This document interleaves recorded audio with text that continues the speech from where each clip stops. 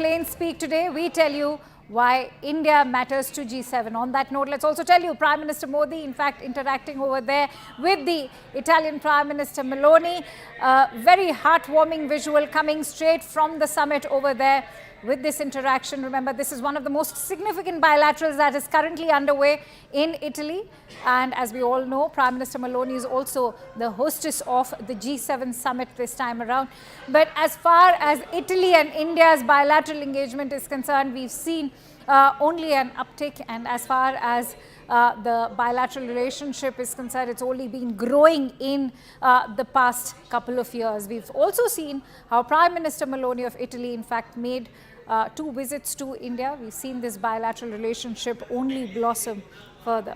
Let's quickly bring in Sanjay. Sanjay, what will be on the table and on the agenda when you talk about Prime Minister's interaction with the Italian Prime Minister?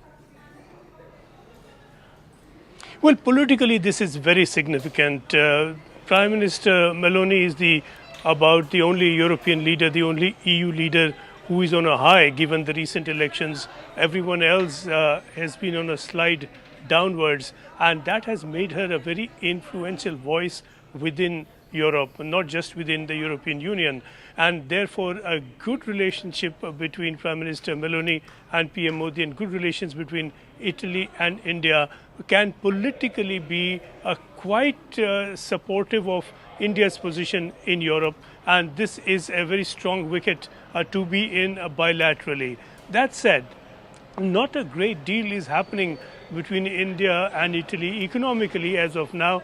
Trade is fairly low. The growth has not been dramatic, nor has the level of investment been great. That could potentially follow the growing warmth and the greater communication and the increased exchanges, but that is really something to look forward to.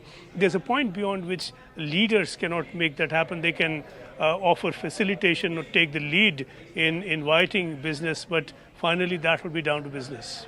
Absolutely. Not to forget how crucial the role of Italy is when you look at the Mediterranean. And Mediterranean is one region where India is also hoping to expand its outreach. And when it is about India expanding its outreach with the Mediterranean, how significant is going to be the role of Italy? Well, Italy is the key player in the Mediterranean. It is really at the front receiving end of a lot of illegal migration, and that is a prime issue. That is a prime political issue in Europe. We have seen the election results being shaped by that decision, the existence of Brothers of Italy, and it stands for a right-wing policy on migration as categorized, but also quite centrist. Meloni hasn't done anything wild. There was some talk earlier of a naval blockade in the Mediterranean to stop illegal migration. That is not what we have seen in the seas. She is taking a pragmatic approach and seeking through that to win over more people and factions within Italy and also more widely within the EU. So we are seeing Meloni quite well positioned to take a lead in the Mediterranean for all of the EU, particularly on the issue of migration. And to that extent, given that key role that Italy is playing, a role that is getting stronger by the day, good relations between India and Italy and exchanges that may follow on the Mediterranean can only be advantageous to India.